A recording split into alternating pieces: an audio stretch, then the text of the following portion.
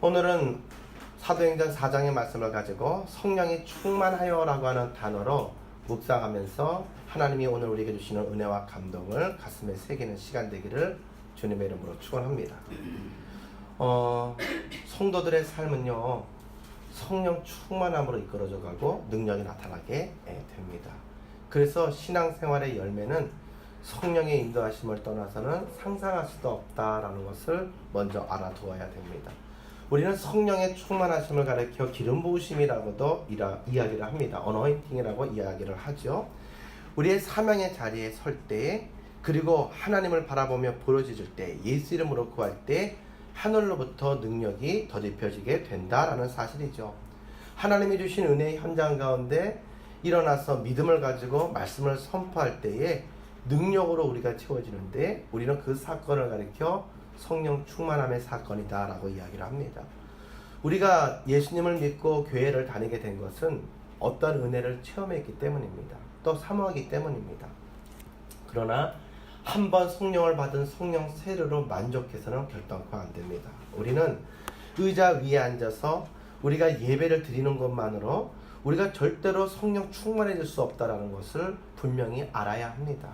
우리는 듣고 깨달아서 주신 은혜와 사명의 자리에 만남 가운데 서게 되었을 때 하나님께서 하나님의 영으로 우리에게 가득 채우시는, 말로만 들었던 그 성령의 은혜와 감동을 경험하게 되는 것입니다.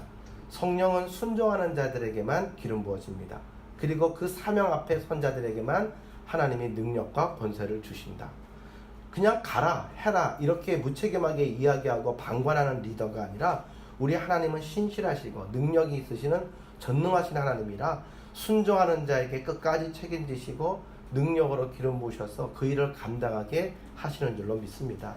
성경의 말씀에 바라보면 많이 공부한다고, 젊다고, 출신이 좋다고 하나님의 일을 감당하는 것이 아니었습니다. 모세는 왕자 출신이었습니다. 모세는 그 모든 것들을 다 가지고 있었습니다. 배웠습니다. 그래서 충분히 자기가 감당할 수 있다고 생각했지만 하나님은 그를 선택하시지 않았습니다. 반면에 그가 80이 되어 상처를 받고 모든 것들을 잃어버리고 난 이후에 할 수 없다, 그렇게 말 잘하던 그가 혀가 뻣뻣해지게 되었을 때, 그때에 하나님께서는 그를 부르셨고, 할 수 없다고 말하는 그에게 하나님을 만나고 그 앞에 무릎을 꿇고 사명의 자리에 선 그에게 하나님은 성령의 충만함으로 그 역할을 감당시키신 줄로 믿으시기 바랍니다. 하나님이 부르신 사람, 대상이 비록 어린아이와 같은 다윗이고 요시아 왕 같은 어린 8세의 아이라고 할지라도 하나님의 말씀에 순종하며 부르신 자리 가운데 서서 하나님의 영광을 바라보는 자, 하나님의 능력과 지혜와 담대함으로 그 사명을 훌륭하게 감당하게 될 줄로 믿습니다. 내 명철과 내 생각과 모든 것들은 다 내려놔야 됩니다. 옛사람이 죽어져야 됩니다. 그때에 새 사람이 태어나는데 새 생명을 주시는 성령과 함께 태어나는 은혜와 감동이 여러분의 가정과 이재단과 민족 가운데 있기를 주님의 이름으로 축원합니다. 제가 동영상을 이렇게 해놓은 것을 다시 이렇게 피드백을 해보니까요, 축원한다는 이야기를 거의 18번으로 쓰더라고요. 그래서 고치려고 애를 많이 썼는데 고쳐지지가 않습니다. 그래서 이렇게 생각을 했습니다. 목사는 축복하는 이야기를 많이 해야 되니까 그렇게 말하는 것이 당연하다. 그냥 저는 그렇게 하나님이 주시는 축복권을 마음껏 행사하면서 우리의 모든 성도들을 일깨워서 하나님의 군대를 이렇게 세워야 되겠다, 이렇게 생각을 했습니다. 사랑하는 성도 여러분, 축복을 많이 하고 주님이 주신 사명의 자리에 힘써 감당하는 여러분과 제가 되기를 주님의 이름으로 축원합니다. 능력은요, 성령이 오는 것 같은데 뭔가 뜨거워지는데 느낌으로 말하는 것이 아닙니다. 성령의 능력은요, 믿음을 가지고 그 현장에서 선포하고 시도하고 순종함으로써 우리가 느낄 수 있고 체험할 수 있고 고백하게 되는 줄로 믿으시기 바랍니다. 오늘 본문의 말씀에 바라보십시오. 여기 말씀에 바라보게 되면 화두가 생겨나는데 무엇입니까? 2절의 말씀에 부활이라고 하는 단어입니다. 사두개인들과 그것의 모든 헤게모니를 잡고 있던 종교 지도자들은 부활을 믿지 않았습니다. 반면에 바리새인들은 부활을 믿었습니다. 그러니까 예수님의 대적했던 이 두 세력들도 서로 부활에 대해서 말할 때는 서로 의견의 일치를 바라보지 못하고 충돌이 일어났던 것을 바라보게 되죠. 왜냐? 사두개인들에게는 부활이 필요 없었어요. 지금 그네들이 누리는 특권과 모든 것들이 이미 천국처럼 그렇게 모든 건 부족함이 없으니까 그들에게는 부활이라는 것을 믿지 않았다라는 사실이죠. 그러니까 예수님의 부활에 대해서 증거하는 것이 기독교의 메시지의 핵심 아니겠습니까? 그런데 이 부활의 메시지가 증거되는 데마다 영혼의 부활뿐만 아니라 병들었던 육신의 부활도 일어나고 회복도 함께 일어나더라는 거죠. 영과 육과 혼이 말씀이 선포될 때 자유케 되는 능력이 사도행전에 나타나게 되었다. 그래서 사도행전의 별명은 성령행전입니다. 성령이 자유케 하시고 능력을 일으키시는 그러한 말씀들의 연속의 사건들, 기사와 표적이 상식이 되는 교회와 믿는 자들의 삶을 소개하는 것이 바로 사도행전이다라는 사실이죠. 그러면 이러한 삶을 어떻게 살아갑니까? 이러한 사명을 어떻게 감당할 수 있습니까? 내 신앙의 연수로 감당하는 거 아니고, 내가 가지고 있는 것으로 감당하는 거 아니고, 나의 응변술에 있는 거 아니고, 성령의 충만함에 취하실 때에 우리는 이러한 삶을 감당하게 되는 줄로 믿으시기를 바랍니다. 오늘 본문의 말씀에 바라보니까 이 부활의 말씀을 증거할 때마다 놀라운 사인이 일어나기 시작합니다. 기적이 나타나기 시작했죠. 그래서 더 많은 이들이 몰려들기 시작합니다.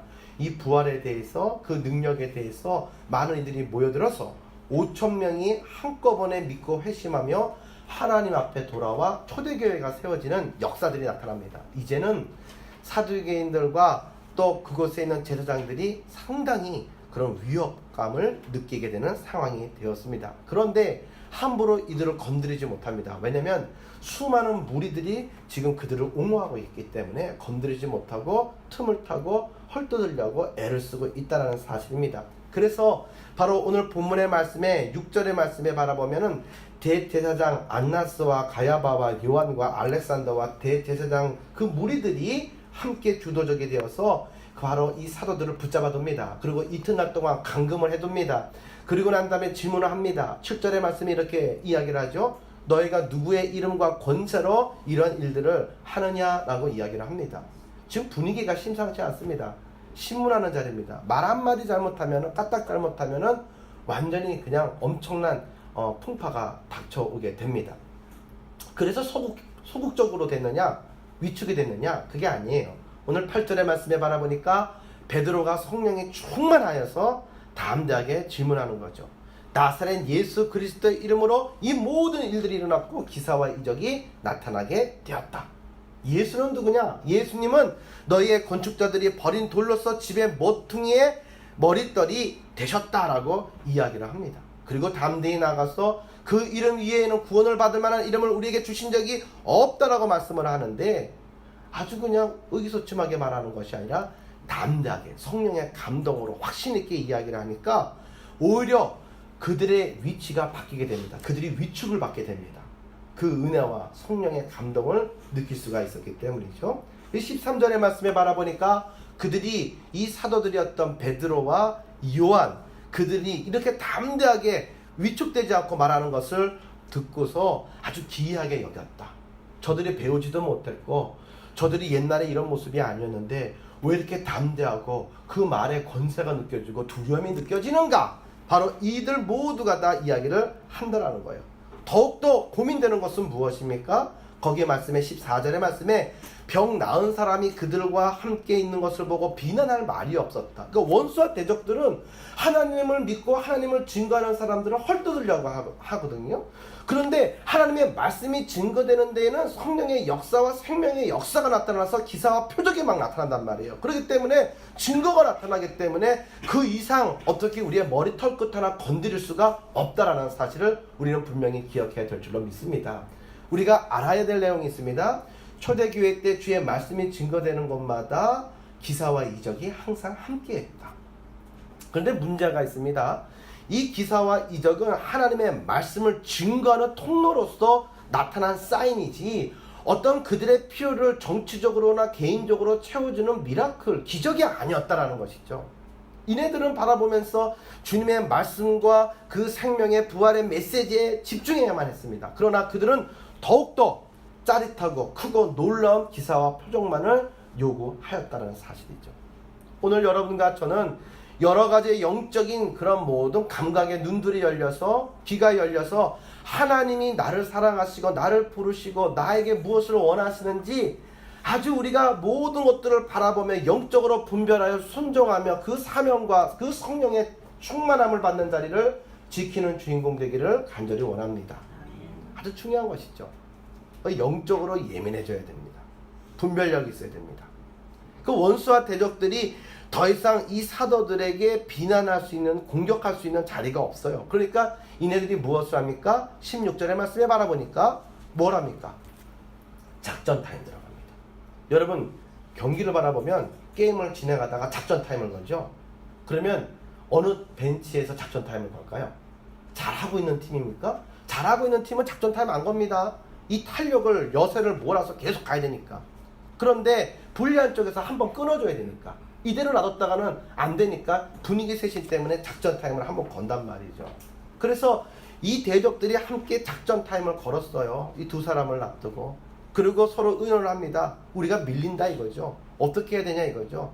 그 증거들이 나타나고 이들이 하는 이야기들의 증거와 모든 내용을 우리가 반박하거나 부인할 수가 없다. 어떻게 하면 좋겠냐라고 이야기를 합니다. 그랬더니 결과가 나옵니다. 17절의 말씀에 이후에 바라보니까 협박하자라는 것입니다. 위협하자라는 것이죠. 다시 한 번 더 그랬다가는 가만 안 놔도 큰일 날 거야 하고 그렇게 협박을 하자. 경고를 하자.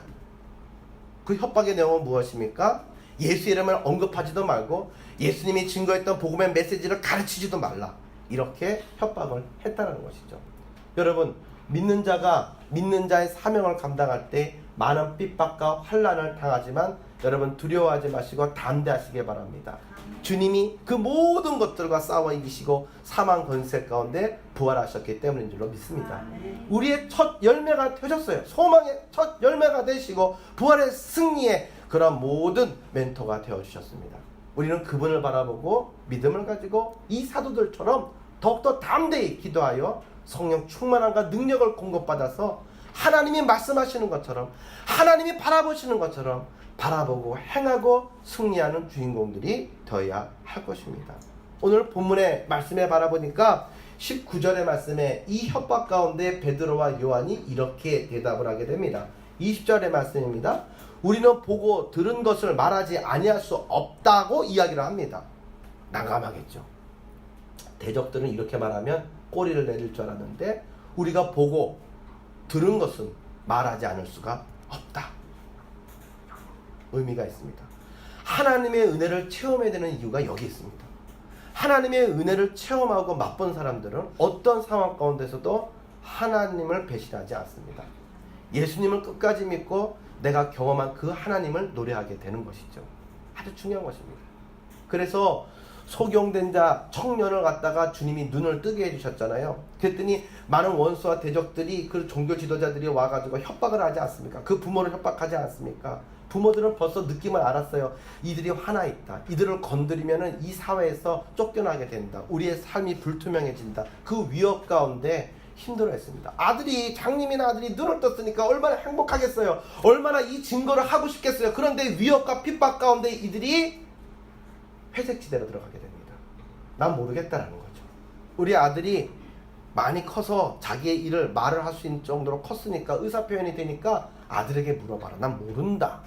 분명히 알았어요. 아들은 이야기했을 것입니다. 변화된 표적을 바라봤을 것입니다. 그러나 직접 경험하고 보고 듣고 한 내용이 아니기 때문에 모르겠다라고 들어갔다는 것입니다.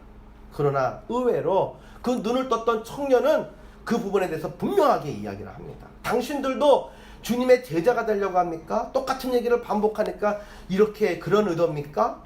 그랬더니 그들이 화를 내죠. 네가 우리를 가르치려고 하느냐? 어떤 환경 속에서도 자기가 경험한 것을 분명하게 고백했습니다. 그 주님께서는 나를 간절히 찾고 찾는 자가 나를 만나게 될 것이고 나의 능력을 경험하게 될 것이고 나의 음성을 듣게 될 것이라고 말씀합니다. 왜? 하나님을 만나고 하나님을 바라보고 삶의 문제의 빗장을 꺾어서 자유케 되는 은혜를 경험한 사람들은 그 은혜를 잊지 못합니다. 죽어서도 잊지 못하게 됩니다. 오늘 여러분과 제가 정말 입술로만 감사를 표현하고 은혜를 표현하는 썬데이 크리스찬이 아니라 겉과 속이 다른 그러한 성도들이 아니라 안과 밖이 온전히 뜨거운 열정과 사랑으로 하나 된 토마토와 같은 신앙이 되기를 주님의 이름으로 간절히 축원합니다. 그래서 주님은 중심을 바라보시는데 얼마나 행복하시겠어요? 얼마나 행복하시겠어요? 오늘 우리는 기억해야 합니다. 주의 말씀이 있는 것에 기사와 능력이 나타나게 되는 줄로 믿습니다.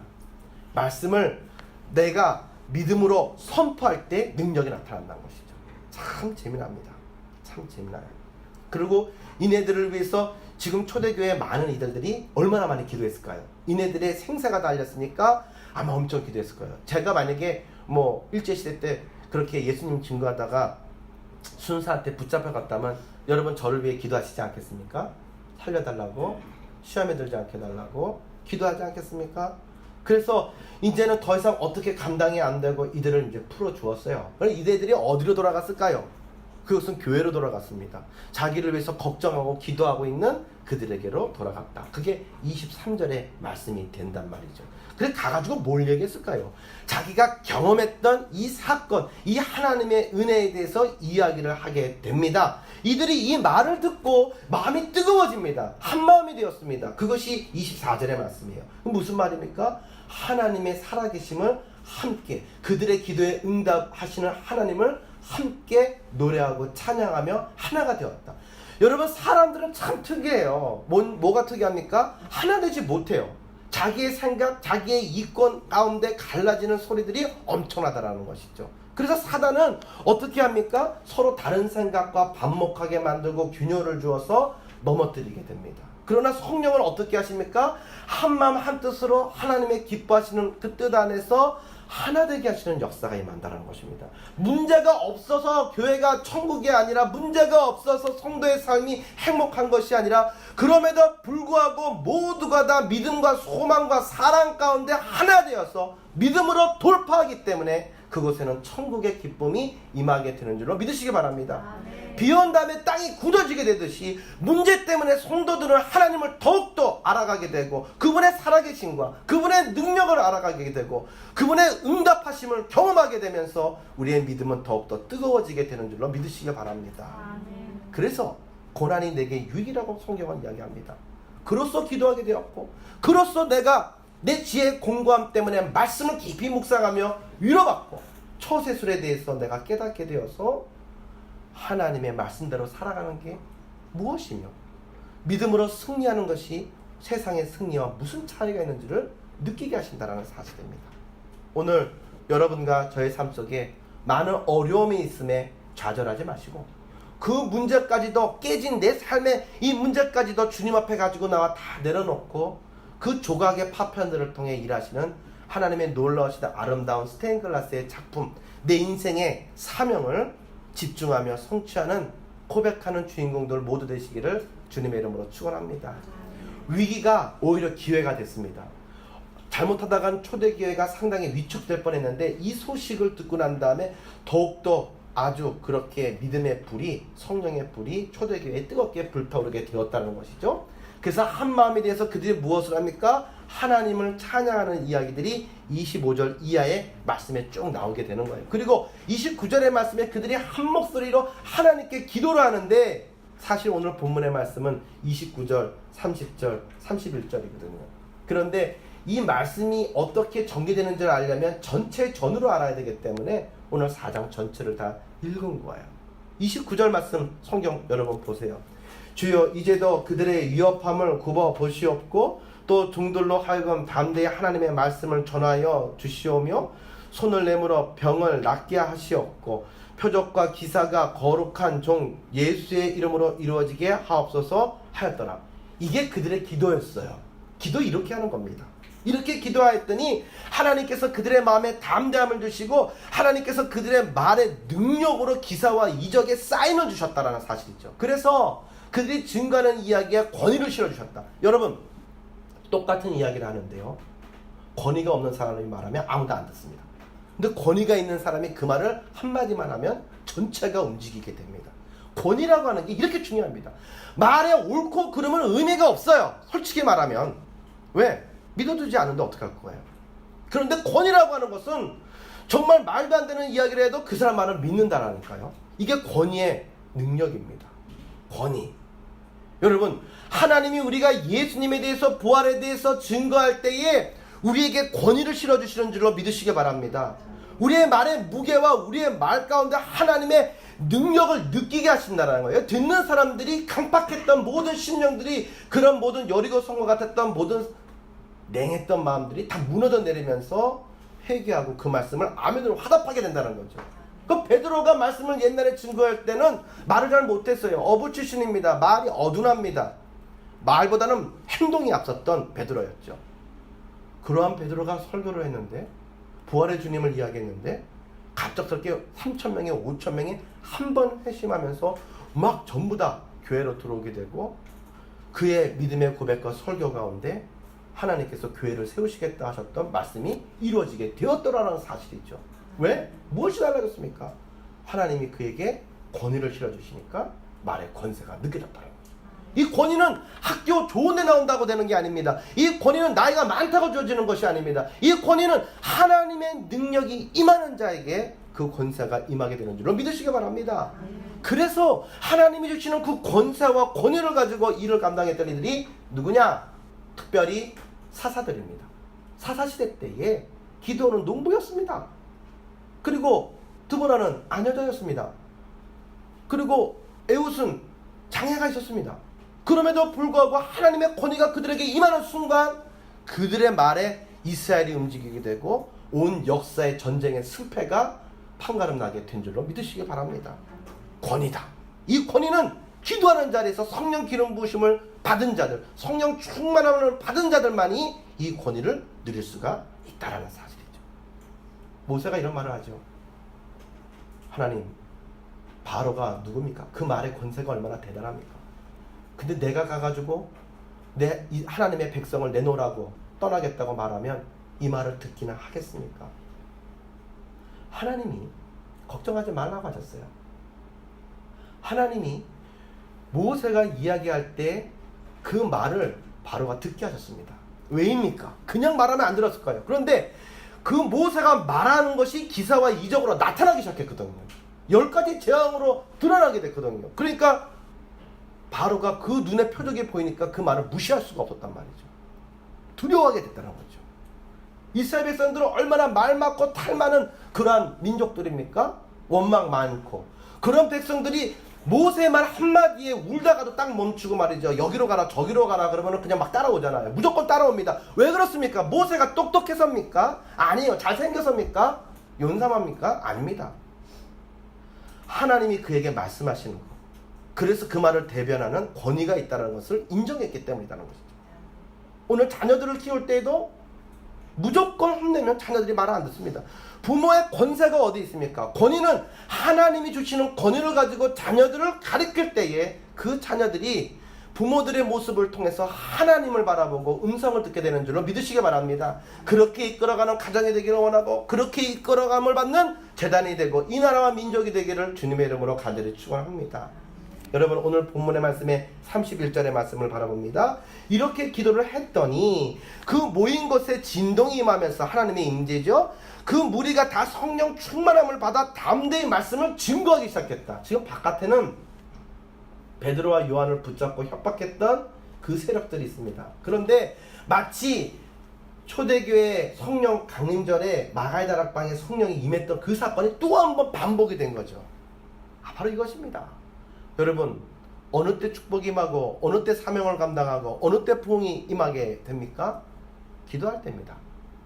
기도하는 것에 성령이 임하게 되는 것이죠. 장작불이 아무리 불타오른다 할지라도 그 장작도함에서 빼내놓으면 이 바람과 여러 가지 여건으로 인해서 조만간에 꺼지게 되어져 있습니다. 꺼지기 직전에 어떻게 됩니까? 다시 그 모닥불에다가 불을 함께 지펴서 크게 불을 받은 다음에 다시 나와야 되는 것이죠. 함께 모여 기도하기에 힘쓰고 성령 충만함을 받는 하늘샘 재단 되기를 주님의 이름으로 축원합니다. 그리고 불 붙었으면 여기에 있을 게 아니에요.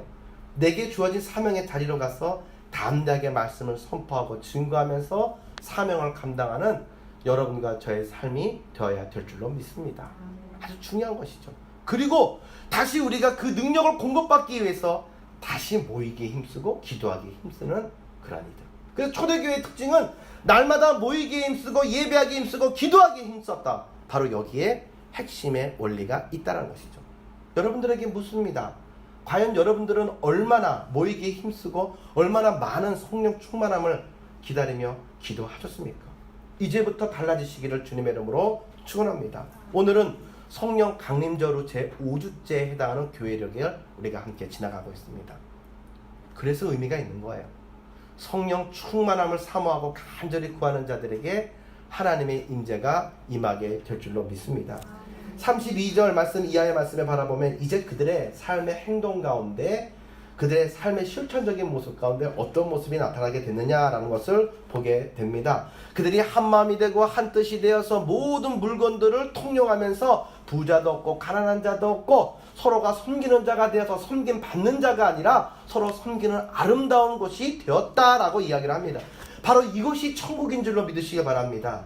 섬김을 받으려고 하는 자들이 있는 것이 아니라 서로 섬기려고 하고 서로가 도우려고 하고 서로 사랑 안에 하나가 되는 천국이 저 하늘에도 있지만 우리의 심령 속에, 우리의 가정과 우리의 재단 가운데도 확인되는 은혜가 있기를 주님의 이름으로 축원합니다. 그래서 오늘 성령 충만하면 담대해지게 되고 말씀을 증거하게 되고 기사와 표적이 나타나게 되고 그 다음에 또 무엇이 나타납니까? 35절의 말씀에 나누어주게 된다. 섬기는 자가 된다. 이런 능력들이, 표정들이 나타나게 되더라는 것이죠. 나누어주는 삶. 예수님도요, 섬김을 받으러 온 게 아니라 섬기러 왔다고 말씀하셨습니다.